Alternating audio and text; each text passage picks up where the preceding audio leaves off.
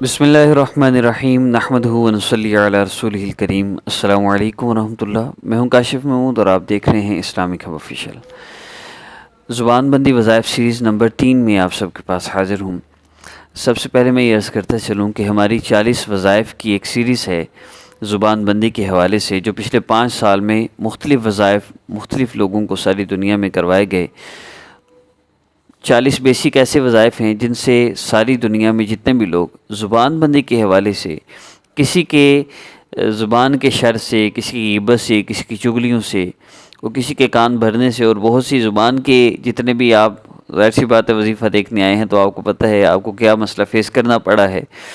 تو اس زبان کے حوالے سے جتنے بھی مسئلے ہیں ان سب مسائل کے حل کے لیے یہ 40 بہت اتھینٹک وظائف ہیں، اور جو بندہ میں یقین کے ساتھ عرض کر رہا ہوں انشاءاللہ کہ جو بندہ ان وظائف کو گناہوں کو چھوڑتے ہوئے 100% اللہ رب العزت کی نافرمانی کو چھوڑ کر ان وظائف کو کر لے گا، اللہ رب العزت اس کا مسئلہ ضرور حل فرما دیں گے۔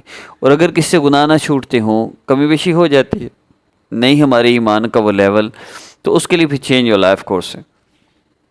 Change your life course basically voice messages پر مشتمل ایک کورس ہے جو صرف سننا ہوتا ہے۔ اللہ پاک عمل کی توفیق بھی دیتے ہیں، گناہ بھی اللہ پاک چھڑوا دیتے ہیں۔ جو بندہ چینج یور لائف کورس کرتے ہوئے ہمارے ان وظائف کو کر لے گا، اللہ پاک اس کے سارے مسئلوں کا حل فرما دیں گے۔ میں پھر عرض کرتا چلوں، آج وظیفہ نمبر 3 ہے۔ جب آپ اس وظیفہ کو کریں تو اس کے بعد زبان بندی وظیفہ نمبر 2 اور اس کے بعد زبان بندی وظیفہ نمبر 1 آپ نے کر لینا ہے۔ چینل کو سبسکرائب کر کے بیل آئیکن کو پریس کر لینا ہے۔ پھر نیکسٹ وظیفہ ایک ہفتے کے اندر کیونکہ ہماری تقریباً 13 وظائف کا ہمارا سیٹ اپ ہے، شادی کے حوالے سے، حاجت کے حوالے سے، زبان بندی، اسٹڈی، دولت، جدائی، بیوٹی وظائف جس میں قد لمبا کرنے کے لیے، چہرے کی خوبصورتی وغیرہ اس کے لیے، اور اولاد کے لیے، بلیک میجک سے نجات کے لیے، اور محبت کے لیے۔ ہماری یہ بیسک ٹاپکس ہیں۔ ان سارے ٹاپکس پہ ایک وظیفہ اپلوڈ ہوتا ہے تو پھر دوبارہ اس زبان بندی کی باری آئے گی، سوائے حاجت وظائف سیریز کے۔ اس وظائف زبان بندی وظائف سیریز کے ساتھ اگر آپ حاجت وظائف سیریز سٹارٹ کر لیجئے، واحد حاجت وظائف سیریز وہ سیریز ہے جو ہم نے وظائف سیریز سٹارٹ کی ہے جو ساری دنیا کے سارے انسانوں کے ہر مسئلہ کے حل کے لیے ہے، اور یہ حاجت وظائف سیریز کے 18 وظائف اپلوڈ ہو چکے ہیں۔ آپ زبان بندی وظیفہ نمبر 3 کریں، پھر 2 کریں، پھر 1 کریں، پھر جب تک چوتھا وظیفہ اپلوڈ نہیں ہوتا تب تک آپ نے حاجت وظائف سیریز نمبر 1، 2، 3، 4 اس طرح آپ نے کرنا ہے۔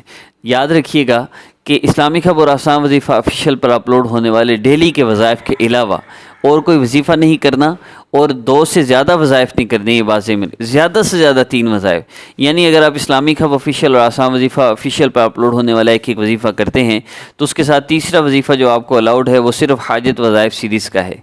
اس کے علاوہ آپ نے کوئی وظیفہ نہیں کرنا۔ اور یہ وظائف بھی ہمارے بہت آسان ہوتے ہیں کیونکہ ان وظائف میں بھی ہم نے 3 احادیث مبارکہ لی ہیں۔ ان 3 احادیث مبارکہ کے مطابق جو عمل کرتا ہے اللہ پاک اس کا مسئلہ حل فرما دیتے ہیں۔ تو اس میں پہلا عمل کیا ہے؟ آقا پاک صلی اللہ علیہ وسلم کو جب کوئی سخت امر پیش آتا تو آپ صلی اللہ علیہ وسلم نماز کی طرف متوجہ ہوتے۔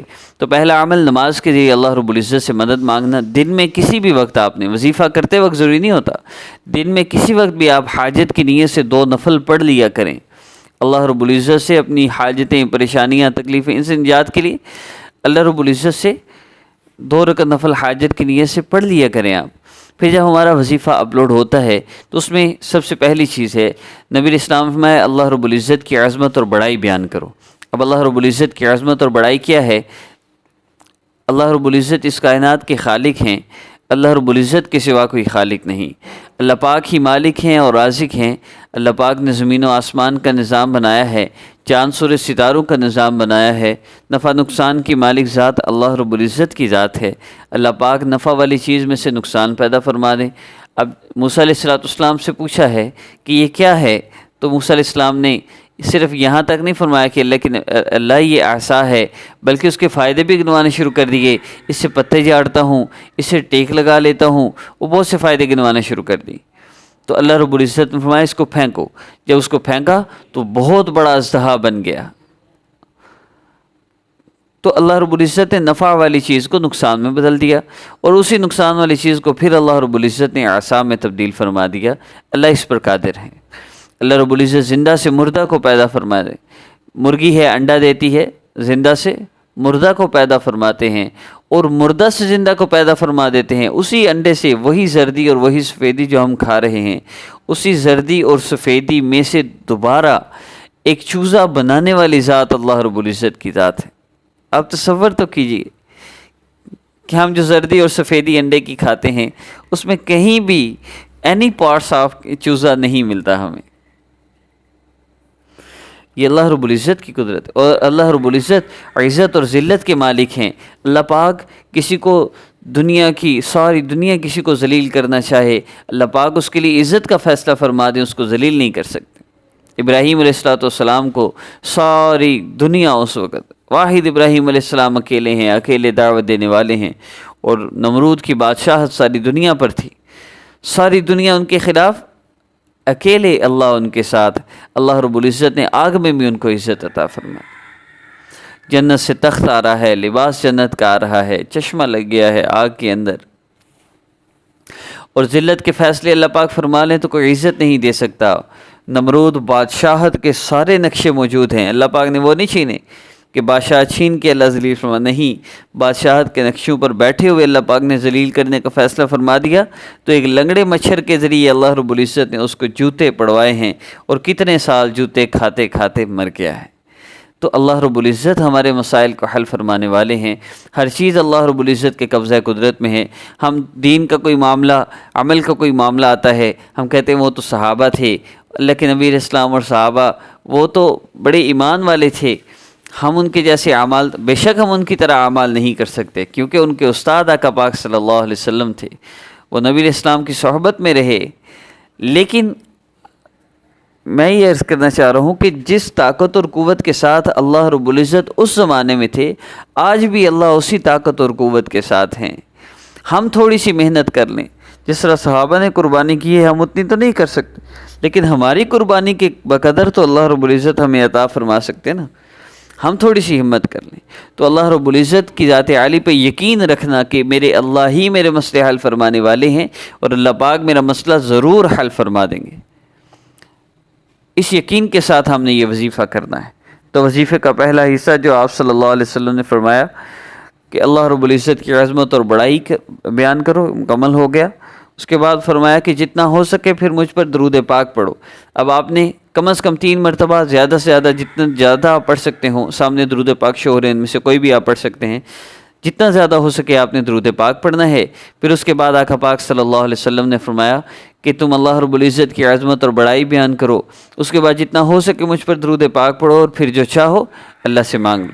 اب اللہ سے دعا کر لیجئے، اللہ رب العزت کو جو احسانات ہیں پہلے ان کو یاد کیجئے، ان کا شکر ادا کیجئے، پھر اللہ رب العزت سے دعا کیجئے، پیارے اللہ آپ نے اتنے احسانات فرمائے کہ احسان اور فرما دیجئے، میرا یہ مسئلہ ہے حل فرما دیجئے۔ پھر آخر میں جب دعا کر لیں تو آخر میں 3 مرتبہ درود پاک لازمی پڑھیے۔ حضرت عمر رضی اللہ عنہ فرماتے ہیں جس کا مفہوم ہے کہ وہ دعا اللہ رب العزت کے ہاں پہنچتی ہی نہیں جس کے شروع اور آخر میں درود پاک نہ ہو۔ اپنی والدہ کا نام کسی کو نہ دیں، اپنی تصویر نہ دیں، جو آپ سے کہتے ہیں آپ پر جادو نصیبت بندش ایسا کچھ بھی نہیں ہوتا، ہرگز کس سے رابطہ نہ کریں۔ کہتے ہیں جی آپ کے شوہر کو کسی نے کچھ کھلایا ہوا ہے، جتنے مرضی وظیفے کر لو، جب تک کھلائے ہوئے کا اثر نہیں نکالیں گے ہم تب تک مسئلہ حل نہیں ہوگا، اتنے پیسے دیں، یہ بھی جھوٹ اور بکواس ہے، ہرگز ایسے لوگوں سے رابطہ نہ کریں۔ اور بس اتنا ہی، لیکن اللہ پاک سے مانگنے کے لیے کوئی شرطوں کی ضرورت نہیں ہوتی، جب چاہے اس وظیفہ کو کریں، جیسے چاہے کریں، محسوس یہاں میں بھی کر سکتے ہیں۔ اللہ رب العزت کی عظمت بڑائی ہی تو سننی ہے، اس کے بعد درود پاک پڑھ کے دعا کر لینی ہے، اس کو ضرور کیجئے۔ اور چینل کو سبسکرائب کر لیجئے عمل کی اجازت کے لیے، اگر کرنا آتا ہے، سبسکرائب کرنا نہیں آتا ویسے بھی کر سکتے ہیں اس عمل کو۔ السلام علیکم ورحمۃ اللہ۔